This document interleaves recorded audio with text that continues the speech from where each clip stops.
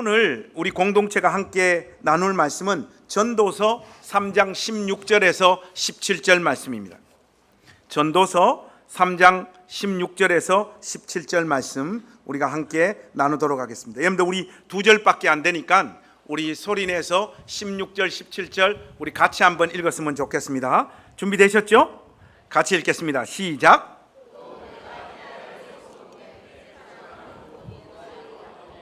정의를 행하는 곳 거기에도 악이 있도다. 내가 내 마음속으로 이르기를 의인과 악인을 하나님이 심판하시리니 이는 소망하는 일과 행사에 때가 있음이라 하였으며. 아멘. 사람은 이 세상에 태어날 때 그 사람의 고유한 성품과 그 사람만이 누릴 수 있는 복을 가지고 이 세상에 태어납니다. 오늘 본문 말씀은 아니지만 본문 말씀을 포함하고 있는 단락에 들어가 있는 3장 22절 말씀, 그 초반부를 제가 세번역 성경으로 여러분들에게 한번 읽어드리겠습니다. 여러분 한번 잘 들어보십시오. 그리하여 나는 사람에게는 자기가 하는 일에서 보람을 느끼는 것보다 더 좋은 것은 없다는 것을 알았다. 그것은 곧 그가 받은 몫이기 때문이다. 이렇게 기록하고 있습니다. 세번역 성경은 각 사람이 받아 누릴 몫이라고 말하고 있습니다. 옛날에 우리가 사용했던 개역 성경 있잖아요. 우리가 지금 사용하는 것은 개역 개정 성경인데 옛날에 사용했던 개역 성경에는 분복이라고 하는 표현을 사용했어요. 나눌 분자에 복복자를 사용해서 하나님께서 각 사람에게 나누어 주신 복으로 표현하고 있습니다. 정리를 하면 3장 22절 초반부는 이 세상 그 누구나 하나님께로부터 나누어 받은 자신의 고유한 몫의 행복을 누릴 권리가 있다라는 말씀입니다. 우리 사역자들을 예를 들어서 여러분들에게 한번 말씀 드려볼까요? 우리 노대식 목사님은 사람이 밝은 기운과 에너지가 있습니다. 사람들을 끌어모아요. 곁에 가면 항상 즐겁고 항상 기뻐요. 그리고 웃음이 나와요. 제가 볼 때 우리 교회에 많은 사역자들이 있지만은 목회적인 측면에서 보면 노대식 목사님이 목회를 제일 잘할 성품이에요. 저를 닮았습니다. 이상하게 곁에 사람들이 들어붙는 스타일이에요. 그리고 사람들이 좋아할 성품을 가지고 있는 사람입니다. 이게 큰 복입니다. 우리 최일감 목사님은 사람이 따뜻하고 선합니다. 최 목사님에게 가면 누구나 마음을 열고 속마음을 나누게 됩니다. 목사로 살면서 큰 힘을 발휘하게 될 거예요. 그러나 목회는 성공하지는 못할 거예요. 그냥 거기까지입니다. 전진성 목사님은 안정감이 있고 매사에 균형감이 있습니다. 무언가를 물어보면 다른 사람들은 말을 보태거나 좀 과장을 하는데 전 목사님은 그런 게 없습니다. 말에 과장이 없고 거짓이 없습니다. 늘 진실합니다. 이런 것들이 후천적으로 발달한 것일 수도 있지만 사실은 천성에 가깝고 이 세상에 올 때 하나님께서 이 사역자들 각자에게 주신 하나님의 분복들입니다. 그 사람에게만 있는 고유한 은혜요 복입니다. 그것을 바탕으로 일하고 사역하면서 보람을 느끼고 자기 삶을 누리는 것, 그것이 잘 사는 삶이고 하나님께서 우리에게 권하는 삶의 모습입니다. 이미 주어진 것들에 대해서 감사하거나 누리지는 못하고 자기에게 없는 것들을 기도하고 욕망하다가 우리 인생을 다 허비하는 것만큼 하나님 앞에서 더 큰 불신앙이 없음을 여러분들이 기억하십시오. 우리 교회 박선희 집사님 계시죠? 매주일 옷을 참 이쁘게 입고 오십니다. 우리 교회에서 소문이 나서 우리가 다 압니다. 그렇죠? 집사님만이 누릴 수 있는 은혜입니다. 여러분은 저런 옷을 소화하지 못해요.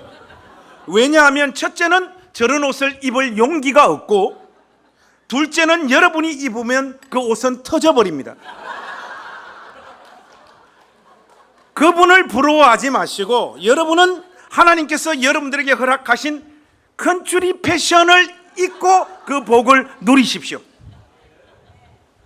그런데 코엘렛이 인간 세상을 보니 짐승들도 하지 않는 일들이 인간 세상에서 벌어지고 있습니다.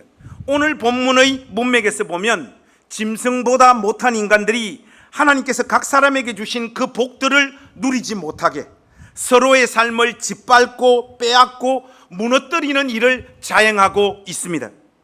그 구체적인 내용이 16절에 나와 있어요. 여러분들 우리 16절 말씀은 소리내서 한번 같이 읽어봤으면 좋겠습니다. 3장 16절 같이 한번 읽겠습니다. 시작. 또 내가 해 아래서 보건대 재판하는 곳 거기에도 악이 있고 정의를 행하는 곳 거기에도 악이 있도다. 코엘렛을 대부분의 학자들은 솔로몬이라고 가정을 합니다. 저도 솔로몬이 맞는 것 같아요. 어쨌든 솔로몬이라고 가정을 했을 때 하나님의 공의를 세우며 사는 삶을 솔로몬은 자신의 삶의 소명으로 알고 그렇게 한평생 살기 위해서 하나님 앞에서 몸부림쳤던 사람입니다. 실제로 네가 무엇을 원하느냐 하나님께서 그렇게 물었을 때에 지혜를 구했던 이유도 자기 백성들의 삶과 여러 가지 송사들을 공명정대하게 지혜롭게 판단할 수 있는 사람이 되기 원해서 그 지혜를 구했던 것이죠. 실제로 그것이 그의 주된 관심사였고 언약의 나라를 통치하는 왕으로서 가장 간절한 소망이었습니다. 그래서 재판하는 곳에 악이 넘쳐나고 정의를 행하는 곳에 악이 존재하는 현실을 그 어떤 것보다 더 괴로워하고 있는 것입니다. 여러분은 잘 모르겠지만 전도서와 관련해서 가장 유명한 구약 신학자는 그레이그 바르톨로뮤라고 하는 사람입니다. 이 사람이 자신의 책에서 이런 문장을 구사합니다. 여러분 자세히 한번 들어보세요. 시간과 공간은 창조된 삶의 두 가지 중요한 좌표이고 법정이라는 공간에서 적절한 시간에 정의가 시행되지 못할 때 창조 세계의 질서 자체가 와야 된다. 이렇게 이야기하고 있습니다. 이런 차원에서 보면 코엘렛이 사는 세상에 지금 얼마나 심각한 일이 벌어지고 있는 것입니까? 창조 세계의 질서 자체가 와해되어지고 있는 거예요. 재판정에서 공의와 정의가 나타나지 않고 악이 득세하고 있습니다. 마땅히 정의로움의 열매가 나타나야 되는 현장에서 전혀 정의롭지 못한 현실들이 언약의 나라 안에서조차 나타나고 있습니다. 이런 모습들을 코엘렛이 목격하니 그의 마음은 무너질 수밖에 없지요. 구체적으로 코엘렛이 목격했던 그 내용들이 무엇인지 여러분들하고 한번 확인해 보기를 원합니다. 성경 가지신 우리 가족들은 아모스 2장으로 한번 넘어가 보십시다. 아모스 2장 6절에서 8절 말씀. 아모스 2장 6절에서 8절 말씀을 한 분도 빠지지 말고 다들 한번 찾아주시면 좋겠습니다. 자, 이 말씀 6절, 7절, 8절 우리 소리내서 한번 다 같이 읽겠습니다. 다들 준비되셨죠? 시작. 여호와께서 이와 같이 말씀하시되 이스라엘의 서너 가지 죄로 말미암아 내가 그 벌을 돌이키지 아니하리니 이는 그들이 은을 받고 의인을 팔며 신 한 켤레를 받고 가난한 자를 팔며 힘없는 자의 머리를 티끌먼지 속에 발로 밟고 연약한 자의 길을 굳게 하며 아버지와 아들이 한 젊은 여인에게 다녀서 내 거룩한 이름을 더럽히며 모든 제단 옆에서 전당 잡은 옷 위에 누우며 그들의 신전에서 벌금으로 얻은 포도주를 마심이니라. 여러분 여기에 보시면 아모스가 인간성이 완전히 말살되어져 버려 짐승처럼 행하고 있는 하나님의 백성 북이스라엘의 죄를 고발하고 있습니다. 언약의 땅 이스라엘의 죄악의 핵심은 종교적인 어떤 형태가 아니었습니다. 가난한 자들에 대한 가혹행위, 이것이 그들이 하나님 앞에 저지르고 있는 가장 큰 범죄 행위였습니다. 더 구체적으로 말하면 힘이 없는 자, 연약한 자, 그리고 의인에 대한 정당한 대우를 하지 않는 거예요. 그들의 사법 시스템이. 아모스의 문맥에서 볼 때 6절에서 말하는 의인은 죄가 없는데 억울한 판결로 죄를 뒤집어 쓴 경우를 말하는 것이 분명합니다. 6절에 보니까 이 의인을 은을 받고 팔아버립니다. 바로 이어지는 9절에는 가난한 자를 신 한 켤레를 받고 또 팔아버립니다. 사람을 비싸게 받고 파는 것이 죄가 덜해지는 것은 아니지만 신발 한 켤레를 받고 판다는 것은 사람을 동물보다, 짐승보다 못한 취급을 하는 자리로 내모는 거예요. 또 7절 말씀 한번 보세요. 힘없는 자의 머리를 티끌먼지 속에 밟고 연약한 자의 길을 굳게 한다는 표현이 등장하고 있습니다. 여기에서의 뉘앙스는 이스라엘 안에 가난하다고 하는 것, 가난하게 산다라고 하는 것이 마치 진토나 먼지, 티끌에 비유될 만큼 아무것도 아닌 그런 비참한 존재로 취급받았다는 의미입니다. 무엇보다 그들에게 주어진, 하나님으로부터 주어진 그 고유한 상과 복을 누리지 못하도록 의도적으로 길을 굳게 했다는 말씀이에요. 여러분, 우리 하나님 아버지가 어떤 분이십니까? 시편 기자가 고백하잖아요. 가난한 자를 먼지 더미에서 일으키시며 궁핍한 자를 거름 더미에서 들어 세우시는 분, 이렇게 시편 기자가 고백하고 있잖아요. 그러므로 이스라엘의 사법 시스템은 하나님의 의도와 계획을 자신들의 힘으로 비틀고 완전히 무너뜨리고 있다. 이 사실을 지금 아모스 선지자가 고발하고 있는 겁니다. 7절 하반부에 보니까 민망해서 읽기도 어려운 내용이 등장하고 있습니다.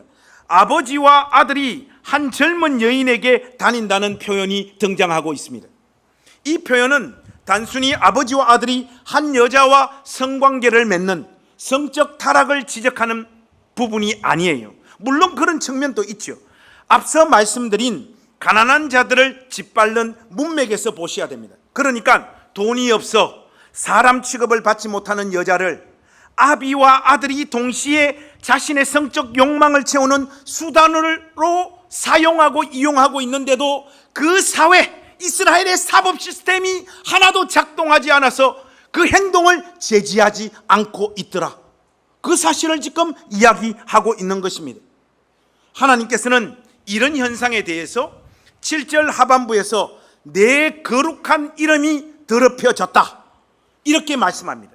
돈을 인하여 사람의 인격이 짓밟히고 물건으로 거래되는 이 현실, 죄 없는 의인이 유죄 판결을 받는 바로 이런 현실이 하나님의 거룩한 이름을 더럽히는 겁니다. 이제 8절 남았는데요, 여러분, 이 구절은 배경을 모르면 이해하기 어려운 말씀입니다. 한번 보실까요? 먼저 상반절에 전당 잡은 옷 위에 누웠다라고 하는 말이 나오죠. 이것은 신명기와 출애굽 문맥에서 이해를 해야 되는 말씀인데, 신명기 24장 12절 13절 말씀을 제가 한번 읽어드리겠습니다. 그가 가난한 자이면 너는 그의 전당물을 가지고 자지 말고 해질 때 그 전당물을 반드시 그에게 돌려줄 것이라. 그리하면 그가 그 옷을 입고 자며 너를 위하여 축복하리니 그 일이 내 하나님 여호와 앞에서 내 공의로움이 되리라, 이렇게 말하고 있습니다. 고대 사회에서 되게 가난한 사람들은 겉옷이 한 벌뿐이었습니다. 그래서 해가 지면 그 옷을 덮고 잤습니다. 팔레스타인 지역은 낮에는 덥고 밤에는 심각할 정도로 추워지는 사막 기후였죠. 집도 변변치 않았습니다. 그러니 옷을 전당 잡혔다가도 해가 지면 돌려주라는 거예요. 얼어 죽지 않도록. 그것이 하나님의 공의입니다. 그런데 오늘 보니까 가관이에요. 이 사람들이 그 전당 받은 옷을 돌려주지 않고 깔고 그냥 잠을 청해버립니다. 게다가 또 어떻게 합니까? 거기 누워서 벌금으로 얻은 포도주를 처마십니다. 아마 이들은 관료들이거나 힘과 권세를 가진 자들이 분명해 보입니다. 그런데 가장 충격적인 장면이 뭐냐? 이들이 제단 옆에서, 그리고 하나님의 성전에서 이 짓을 하고 있다는 거예요. 종교 지도자들, 종교와 결탁한 권세가들이 이 짓을 하나님의 집에서 행하고 있습니다. 여러분, 이들을 한번 보십시오. 열심히 종교 의식을 행하고 성전을 가까이 하지만 형제의 공경에 대해서는 무심합니다. 가난한 자에 대한 억압과 착취, 인간성 말살이 하나님을 향한 종교적 의식과 아무 문제 없이 공존하고 있는 치명적인 이 죄가 이스라엘 안에서 판을 치고 있는 거예요. 우리식대로 이야기하면 교회 와서 예배 잘 드리고 저는 예배 인도 잘하고 하나님 말씀 잘 전하는데 옆에서 형제는 돈이 없어서 피눈물 흘리고 있는 현실을 그냥 방치하더라는 거예요. 이런 현실을 코엘렛은 자기가 사는 시대에도 목격했을 가능성이 많습니다. 그 상황에 이 코엘렛이 토하고 있는 고백이 무엇입니까? 또 내가 해 아래서 보건대 재판 행하는 곳 거기에도 악이 있고 정의를 행하는 곳 거기에도 악이 있도다. 이렇게 지금 고백하고 있는 것입니다. 그러나 여러분, 이런 현실들은 코엘렛의 시대나 아모스 시대에만 있었던 일은 아닙니다. 인간들이 공의와 정의를 그 아무리 꿈꾸고 소망하지만 어떤 시대에도 온전한 공의와 정의가 집행되어지는 날은 인간 역사에는 없습니다. 이것이 솔직한 인간 세상의 오고 오는 모든 세대의 보편적인 현실입니다. 여러분, 역사를 한번 보십시오. 그 어떤 세상과 그 어떤 시절에 재판하는 곳에 악이 없고 정의를 행하는 곳에 악이 없었던 시절이 어디 있습니까? 그런 세상이 존재하는 날은 없습니다. 여러분, 유전무죄, 무전유죄를 외쳤던 지강헌 씨 알고 계십니까? 올림픽이 있었던 해 1988년 10월 8일 날 서울 영등포 교도소에서 충남 공주 교도소로 이송 중이던 25명의 미결수 12명이 집단 탈주해가지고 9일 동안 서울 시내 이곳저곳으로 도주하다가 결국 인질극을 벌이게 되어지는 일이었죠. 저의 기억은 거의 이게 생중계되어졌던 상황이었던 것 같은데 제가 보니까 고등학교 1학년 때인 것 같아요. 결국 경찰에 이 사람들은 사살되거나 자살의 이런 사건들입니다. 탈주범 중에 35살이었던 지강헌은 인질극을 벌이던 와중에 참 기가 막힌 말을 쏟아붓습니다. 돈 없고 권력 없이는 못 사는 게 이 사회다. 정경환의 형량이 나보다 적은 것은 말도 안 된다. 전두환의 동생 정경환이죠. 대한민국의 비리를 밝히겠다. 돈이 있으면 판검사도 살 수 있다.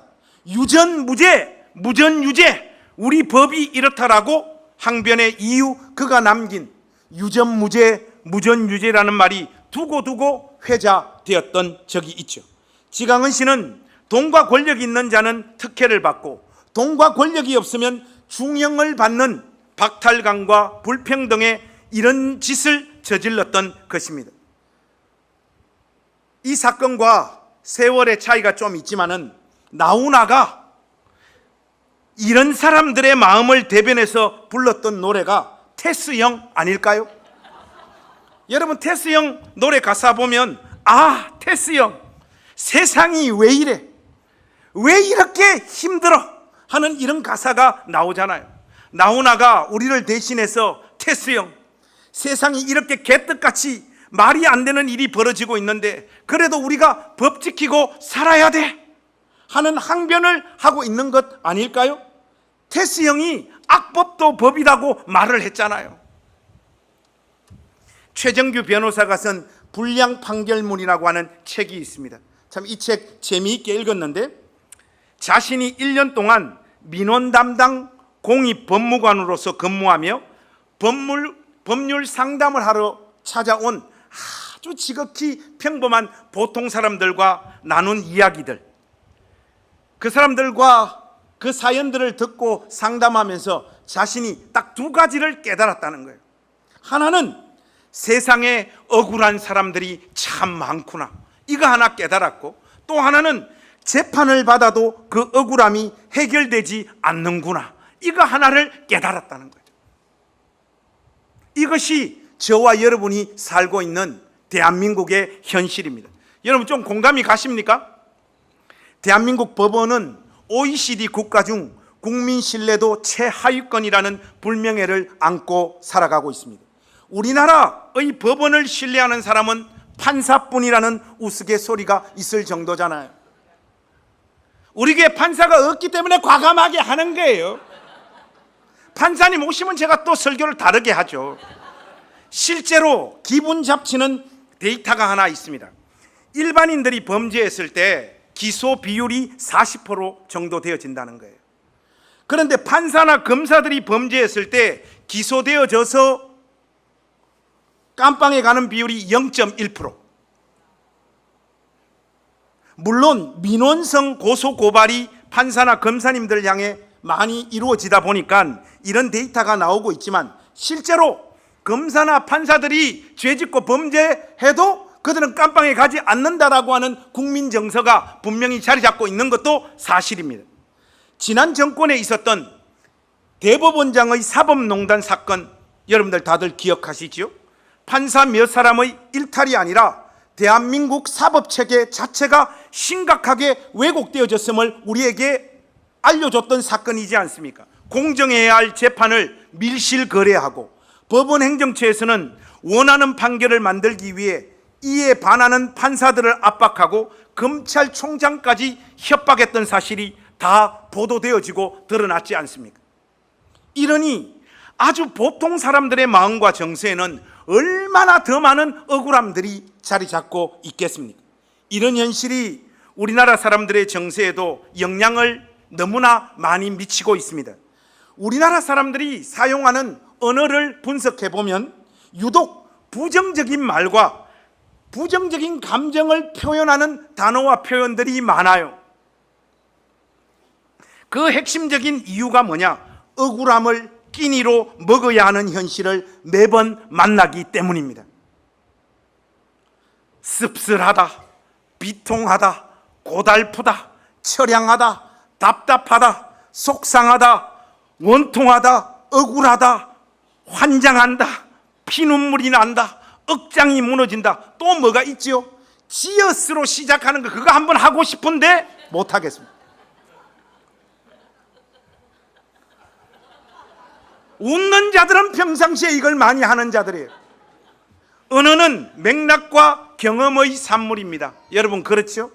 부당하고 말도 안 되는 일을 너무 많이 경험하다 보니 그것에 상응하는 감정이 생기고 그 감정을 표현하는 말까지 이렇게 너무 많이 다양화되어져 버린 것이죠. 그런데 여러분, 이런 부당한 경험을 사람들이 계속해서 하다 보면 나는 다른 사람들에게 저렇게 안 해야지, 그렇게 마음 먹는 사람은 별로 없습니다. 그거는 인격과 신앙이 되는 저 같은 사람이나 그렇게 마음을 먹고, 여러분 같은 사람은 그런 부당한 일을 경험하게 되면 나는 안 그러겠다 이렇게 마음 먹는 게 아니라 더러워서라도 내가 성공해야지 이렇게 마음을 먹고, 성공한 다음에 더 사람들을 짓밟는 자리에 서게 되어집니다. 사람은 윗사람에게 사랑받아야 사랑하는 법도 사랑하는 방법도 알게 되고 그것을 아래로 다시 흘려보내게 되지, 억울한 경험을 계속하다 보면 더 독한 인간으로 변해서 밑에 사람과 동료들을 더 괴롭히고 삽니다. 여러분들 다 시어머니들에게 많이 시달리셨죠? 그래서 지금 이렇게 다들 망가지신 거 아닙니까? 시어머니에게 사랑받고 존중받아서 따뜻한 어머니가 된 사람은 우리 집 사람밖에 없어요. 그래서 여러분, 일반적으로는 있잖아요. 부당함이 더 큰 부당함을 낳고 불의가 더 큰 불의가 가득한 세상을 만듭니다. 정의가 있어야 하는 현장에 불의가 난무하게 되어지는 거죠. 이것이 우리가 사는 인간 세상이고 코엘렛이 자기 시대 때 명백하게 지켜봤던 세상의 현실입니다. 그러나 코엘렛은 이런 현실 속에서도 완전히 절망하지 않습니다. 그것은 하나님을 향한 믿음 때문입니다. 여러분 17절 말씀 한번 보십시오. 우리 17절 말씀 같이 한번 읽겠습니다. 시작. 내가 내 마음속으로 이르기를 의인과 악인을 하나님이 심판하시리니 이는 모든 소망하는 일과 모든 행사에 때가 있음이라 하였으며. 여러분, 이제까지 우리가 전도서의 내용들을 살펴보고 있는데 이 전도서 코엘렛의 스타일로 보자면 지금 이 상황에서 정의를 추구하고 그것을 사모하고 기다리는 삶도 다 헛되고 헛되도다, 이것은 다 바람 잡는 것과 같다, 이렇게 지금 말을 할 것 같은데 그는 놀라운 자기 스타일과 정반대되는 고백들을 지금 토하고 있습니다. 여기서 코엘렛은 불의와 부정의 문제에 있어서만은 하나님께서 반드시 감찰하시고 그 부정을 미워하시며 그 일을 심판한다고 하는 사실을 분명히 하고 있습니다. 회의의 신학과 그 가치관을 자신의 삶의 신조로 살고 있는 코엘렛도 하나님의 성품과 그분의 약속 위에서 공의와 정의의 문제에 있어서만은 자신의 소망을 분명히 피력하고 있는 것을 우리가 지금 목격하고 있는 것이죠. 저와 여러분들에게 얼마나 위로가 되고 감사한지 모를 내용들입니다. 두 가지 이유 때문에 그래요. 먼저 우리의 억울함을 풀어주실 날이 있을 것이라고 하는 분명한 소망입니다. 여러분이 웃을지도 모르지만 저는 정말 생각하면 생각할수록 억울하고, 언젠가는 제가 그때 그 행동을 하지 않았다고 하는 것이 반드시 드러났으면 좋은 사건이 하나 있습니다. 제가 중학교 3학년 때 항상 정규 수업이 끝나고 난 다음에 자율학습을 해요. 자율학습을 하면 이제 전교생들이 6시부터 보통 한 밤 10시까지 자율학습 하잖아요. 그러면 아이들이 많이 떠들잖아요. 그래서 자율학습이 다 끝나고 나면 인기투표라는 걸 했어요. 이 자율학습 시간에 제일 많이 떠든 놈 이름 적어내라는 거예요. 참 보면 우리 선생님들 그러시면 안 되는데, 자기 친구 이름을 그 적어내라고 하면 그 어떡합니까? 그래도 다 적어냈어요. 그럼 저는 항상 1등이에요. 해가 매일 1등에서 나가면 무자비하게 두들겨 맞았어요. 얼마나 맞았는가 하면 집에 와서 바지를 벗으면 팬티와 살이 터져가지고 이게 붙어버릴 만큼 두들겨 맞았어요. 매일 맞으니까 그것도 내성이 생기더라고요. 근데 저도 아프잖아요. 그래서 하루는 작정을 하고 오늘은 절대로 안 떠든다. 딱 입을 다물고 자율학습 끝날 때까지 정말 말 한마디 안 하고, 공부는 안 했지만 정말 끝까지 한마디도 안 하고 안 떠들었어요. 그래서 선생님이 와서 인기투표 시작할 테니까 이름 적어내라는 거예요. 그런데도 제가 또 그날 또 1등이 된 거예요. 그게 애들이 보면 그냥 자기 이미지에 누가 떠들었을 것 같은 애 이름을 그냥 써내는 거예요. 김관성 나와 하는데 제가 그때는 용기를 내서, 선생님 저 진짜 안 떠들었어요, 오늘은 진짜 안 떠들었어요 하니까 이 새끼 헛소리 하지 마 하면서 몽둥이 갖고 머리를 빵 때리더라고. 그런데 그 옆에 저 친구가 저를 도와주려고, 선생님 오늘은 관성이 진짜 안 떠들었어요 하고 걔가 일어나서 진짜 안 떠들었어요 하니까 그날 저하고 저 친구하고 같이 또 얻어 터졌어요. 저는 하나님 앞에 가는 그날 이 일이 정말로 바로 잡혔으면 좋겠어요. 52살이 됐는데도 그게 가슴에 남아서 억울하다는 거예요. 그때 제가 저를 팬 선생님이 영어 선생님이었는데, 영어 때는 추운 거 아니에요. 그때부터 훗날에 영어 공부한다고 얼마나 힘들었는지 몰라요. 성문 종합 영어를 40번이나 봤잖아요. 제가 영어 정복하려고. 그때 조금만 내 말 믿어줬으면, 물론 믿어줬어도 공부는 안 했겠지만, 하나님 앞에 서는 그날 내가 하지도 않은 말과 행동으로 나를 비난한 자들, 그런 의도와 뜻으로 하지 않았는데 나를 오해하고 중상모략한 자들의 행동을 책망하실 일들, 그래서 몇 날 며칠 아니 수년간 눌리고 아파하고 괴로워했던 그 탄식과 눈물을 닦아주실 하나님이 계시다는 사실, 그것이 우리의 위로입니다. 내 삶의 권리와 존엄성을 짓밟고 자존감을 손상시켜서 다시는 내 자신을 사랑하지 못하게 만들었던 사람들의 그 죄를 하나님은 낱낱이 밝혀주실 겁니다. 조금 구체적으로 한번 들어가 볼까요?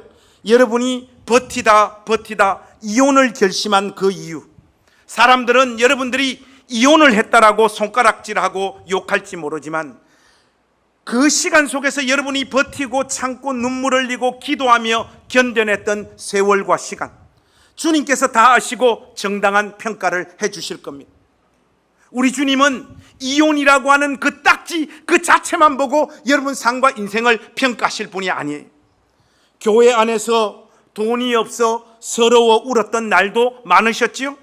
가장 큰 위로와 안식처가 되어야 할 교회에서조차 세상적인 기준과 잣대 때문에 울어야 했던 날들이 얼마나 많습니까? 그래도 참고 교회를 다니고 섬기고 기도하며 견딘 시간들, 우리 주님께서 기억해 주실 거예요.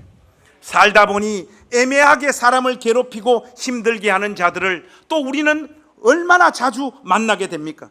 이런 것은 뭐 따지기도 그렇고 그냥 있기도 그래서 그냥 있었더니 속에서 화병이 올라와서 미칠 것 같았던 날들, 화병이 올라와서 정말 돌아버릴 것 같은 날들, 주께서 정당하게 교통정리해 주실 거예요. 누구에게도 말할 수 없는 생의 경험들이 저와 여러분에게는 다 있습니다. 그 속에서 혼자서 이 삶을 짊어지고 울고 탄식하고 잠자지 못했던 수많은 불면의 시간들, 형언할 수 없는 공포와 울화가 우리의 마음을 잠식하고 내 삶을 파괴시켰던 그 날들, 우리 주님께서 다 위로해 주실 겁니다. 하나님은 모든 불의 하나하나, 모든 시간 하나하나, 모든 사건 하나하나, 우리 인생의 시간 동안 벌어진 모든 행동 하나하나를 전부 다 정리하시며 회수하실 거예요. 하나님의 형상인 인간들의 삶을 파괴했던 모든 행동 하나하나의 시시비비를 영광의 날, 심판하실 그날에 하나님께서는 분명히 가려주실 것입니다. 이것이 신자가 가지는 위로이고 우리의 소망입니다. 이것이 바로잡힐 날이 없다라고 했을 때 우리에게는 살아도 이 삶은 사는 것이 아니고 그 어떤 위로와 소망도 가질 수 없습니다. 그러나 이 부분에 있어서만은 하나님께서 분명히 하실 것임을 우리에게 분명히 하나님 말씀을 통하여 말씀하고 있다는 사실을 여러분들 붙잡으시고 여러분 삶의 진정한 위로로 이 하나님의 약속을 붙잡는 여러분들 되실 수 있기를 바랍니다. 또 하나는, 이 말씀이 위로가 되는 또 하나는, 나의 실수와 잘못된 판단으로 말미암아 누군가의 가슴에 비수를 꽂아 그들의 눈에 피눈물을 솟게 만들었던 그 일이 마침내 마무리되어질 것 때문에 저는 위로가 되고 하나님 앞에 감사해요. 그들에게 남긴 상처와 한, 그들에게 주어진 하나님의 분복을 누리지 못하게 만들었던 나의 말과 행동들, 내가 그 사람들을 어떻게 치료할 수 있습니까? 내가 어떻게 그 사람들 마음이 시원해지도록 다 위로할 수 있겠습니까? 그런 것들 생각하면 괴로워서 잠이 오지 않아요. 목회하면서 성도들의 마음을 아프고 힘들게 만들었던 것, 목사로 살면서 그들에게 안겼던 그런 상처들 제가 어떻게 마무리 지을 수 있습니까? 어떻게 치료할 수 있습니까? 치료하지 못하죠.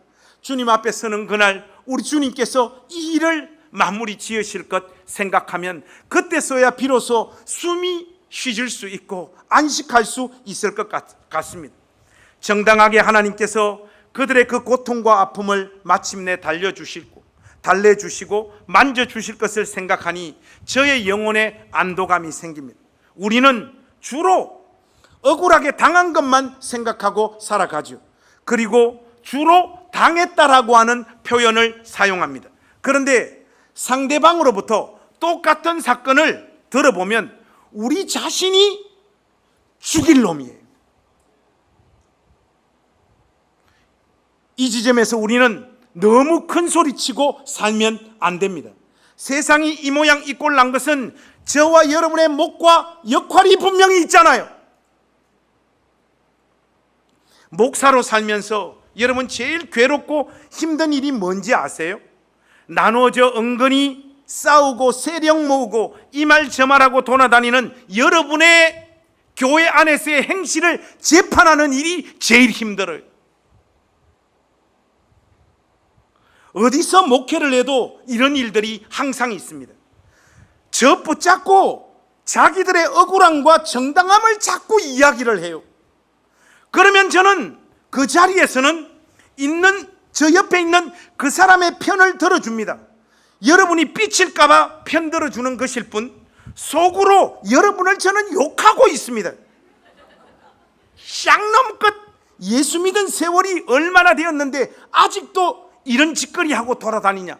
이것이 저의 마음이고, 겉으로는 표정 관리하고 집사님이 오라, 집사님이 참아, 이런다 말이죠.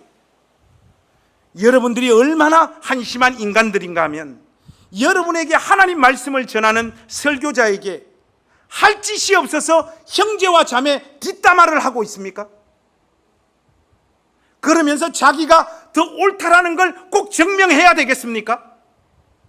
그것 자체가 여러분은 기독교 신앙이 뭔지 아직 감을 잡고 있지 못하라는 명백한 증거예요. 여러분 그거 아세요? 여러분이 억울한 마음을 가지는 만큼 여러분도 누군가를 억울하게 만들어서 그 사람이 피눈물을 흘리고 괴로워하게 만들었다는 사실, 여러분 이거 잊으시면 안 됩니다. 그런 의미에서 우리 옆에 있는 가족들에게 김영철 씨가 우리에게 가르쳐줬던 표현 한번 서로에게 인사 한번 나누겠습니다. 2명씩 짝 한번 지으시고, 너는 나에게 모욕감을 줬어, 그렇게 인사 한번 하세요. 한번 하세요.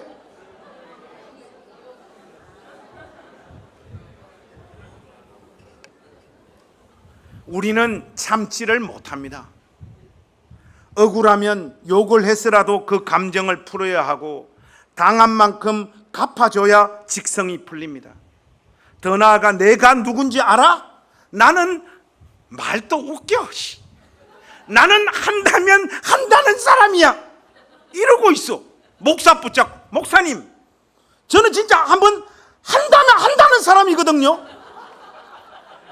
목사님 저는요 있는 사실 그대로만 말하는 사람이에요. 저는요 있는 그대로 딱 갚아주는 사람입니다. 이 지랄을 떨고 있습니다. 부끄러운 줄 몰라요. 우리에게는 주님의 마음이 없습니다. 예수님이 그분의 자취를 보여주시고 따라오라고 하는 그 삶의 모습이 없어요. 베드로 사도가 말하고 있잖아요. 한번 잘 들어보세요. 이를 위하여 너희가 부르심을 받았으니 그리스도도 너희를 위하여 고난을 받으사 너희에게 본을 끼쳐 그 자취를 따라오게 하려 하셨느니라. 그는 죄를 범하지 아니하시고 그 입에 거짓도 없으시며 욕을 당하시되 맞대어 욕하지 아니하시고 고난을 당하시되 위협하지 아니하시고 오직 공의로 심판하시는 이에게 부탁하시며. 죄를 한 번도 안 지었던 예수님, 억울한 일을 수도 없이 당했던 그 예수님이 고난을 당하시되 위협하지 아니하셨다라고 말하잖아요. 근데 여러분은 왜 교회 안에서 그렇게 위협을 많이 해요? 이번에는 내가 가만히 있지 않는다. 목사님 이번에는 제가 그냥 안 넘어갑니다. 저는 당사자도 아닌데 여러분의 표정과 그 말을 들으면 겁이 나요. 여러분의 위협에 목회를 못하겠다고 제가, 저의 일도 아닌데도.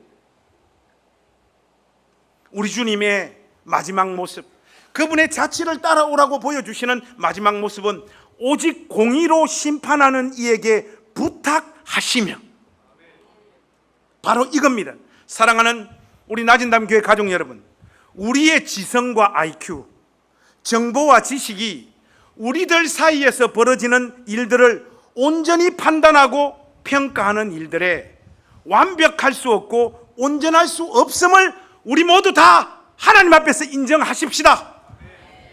이 말은 우리 사이에서 벌어지는 일들에 대해서 아무 판단도 하지 말고 술에 술 탄 듯 물에 물 탄 듯 그렇게 살아가자는 제안이 아닙니다.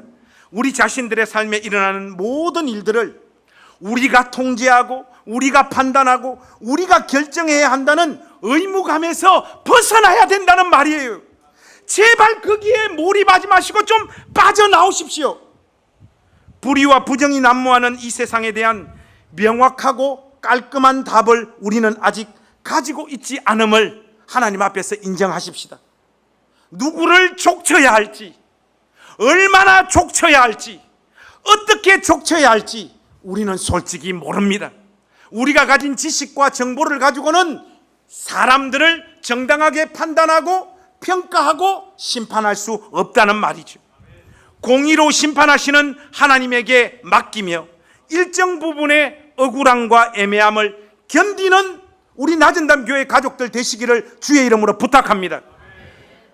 불의가 판을 치는 때가 있었다면 그것을 바로잡는 때도 반드시 찾아온다는 것, 코일렛이 우리에게 던지는 위로입니다. 이 말씀이 여러분들 삶에 위로가 될 수 있기를 우리 주님의 이름으로 부탁합니다. 이제 마무리하겠습니다. 전도서 3장 22절을 세번역 성경으로 여러분들에게 한번 읽어드리겠습니다. 그리하여 나는 사람에게는 자기가 하는 일에서 보람을 느끼는 것보다 더 좋은 것은 없다는 것을 알았다. 그것은 곧 그가 받은 몫이기 때문이다. 사람이 죽은 다음에 그에게 일어날 일들을 누가 그를 데리고 다니며 보여주겠는가? 사랑하는 여러분, 하나님께서 모든 잘못된 것을 바로 잡으실 날과 때가 있음을 믿으시고 여러분의 억울하고 비통하고 고통스러웠던 과거에 사로잡혀 여러분의 인생의 날들을 더 이상 허비하지 마십시오. 이제 참된 심판자, 우리의 원통함을 신원하시고 갚아주실 하나님을 신뢰하시며 해 아래서 사는 동안 여러분 몫의 은혜와 기쁨, 즐거움과 복과 만족을 누리다가 하나님 앞에 서는 인생들이 되시기를 주의 이름으로 부탁합니다.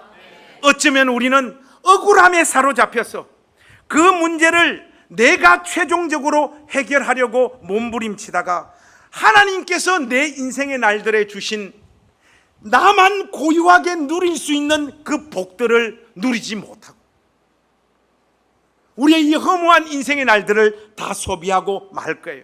하나님 앞에 서는 날, 하나님 우리의 억울함을 교통정리해 주시고 심판해 주시고 기타 여러 가지 것들을 정리해 주실 때 여러분들 향하여 오히려 하나님께서 다른 것들 가지고 책망하실 것 같아요. 그게 뭐냐?